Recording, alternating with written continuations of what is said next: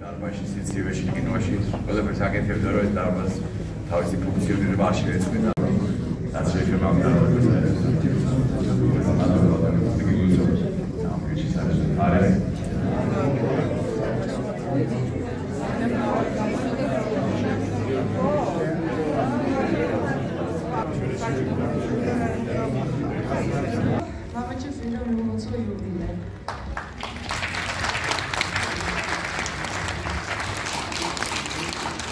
ეს იქნება ახლა ნაჩვენები 10 წლის წინ კინოკავშირმა ზაზა ურუშაძის